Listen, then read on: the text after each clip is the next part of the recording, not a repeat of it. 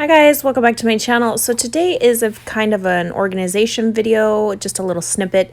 So see these two bins? These are IKEA fabric bins and they have filled up with hauls, you guys. Living bad.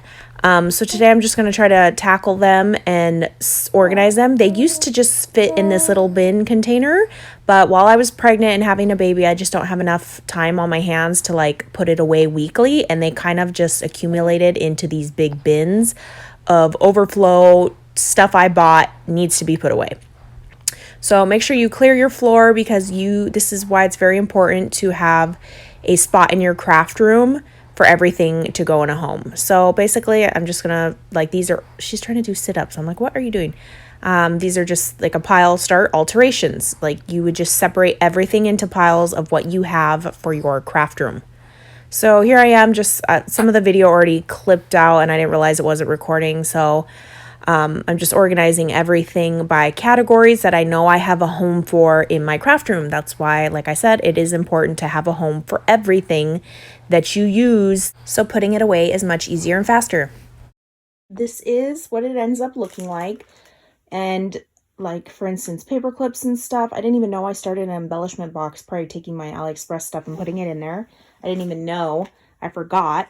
Baggies, ink, embossing powders, alteration items, stuff to get rid of, stuff that goes on my desk, ephemera pile, bead pile, tassel tile.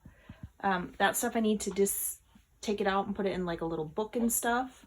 My dies, unicorn stuff, cards, paper pads, stuff I need to put in 12 by 12 envelopes and make its own little like category. 3D embellishments, sticker pile, holidays, bling. And these are collections that already have a folder. I need to put it within the folder. Oh my gosh, look how much stuff that is. It's the biggest mountain of them all. When you're putting this stuff away, obviously start with the little piles that are easiest first. And then, like, for instance, the ephemera and this big giant pile, because I need to go through and subcategorize it by putting it in the right folders. Same with the stickers. I have those organized by category.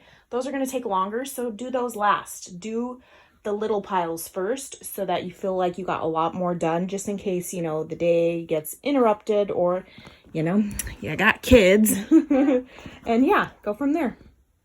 It's important to do piles because if you were to do this, you know, pull each thing out individually, it would have taken you way longer to put each and every item away as you pulled it out. So grouping is a must. All right, bye guys.